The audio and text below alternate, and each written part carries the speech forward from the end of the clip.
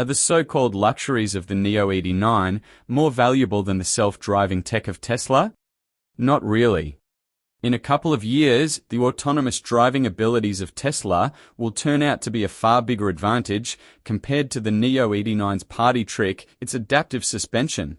Nio's self-driving tech still continues on the lidar-based path, which is dropping further and further behind the pure vision-based path taken by Tesla. And then there's three big parameters in which the ET9 is quite disappointing. First is the performance. In spite of being over 250 HP more powerful than the Tesla, it loses out in a drag race. Tesla's lighter weight completely negates Nio's power advantage.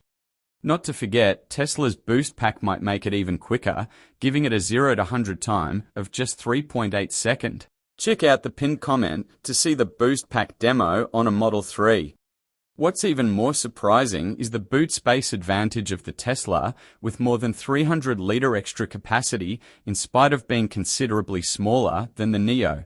Even the range is going to be similar during real-world usage, since Nio's numbers are based on the Chinese CLTC cycle, while Tesla's numbers are based on a more realistic WLTP cycle. And then we come to the price. The Nio is over 100 grand more expensive than the long-range Model Y when you convert its China price to Aussie dollars. Agreed that it has more luxurious interiors than the Model Y and lots of extra electronic trinkets everywhere. But remember, more trinkets you have, more chances of them conking off after a few years. Also, the Tesla already ticks all the necessary boxes when it comes to tech and equipment. Be it ventilated seats, panoramic roof, powered tailgate or the heat pump.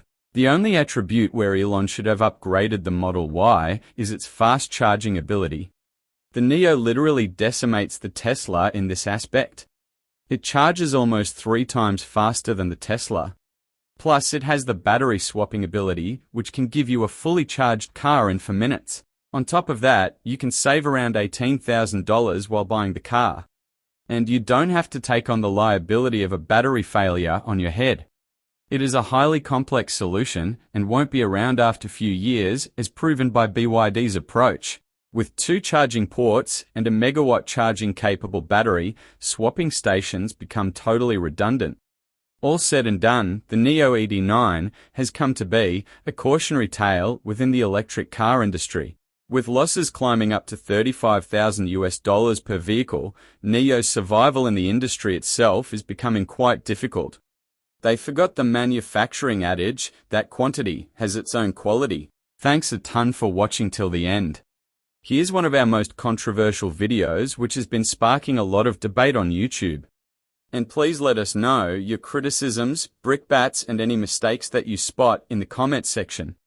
It helps us get better and we make it a point to reply.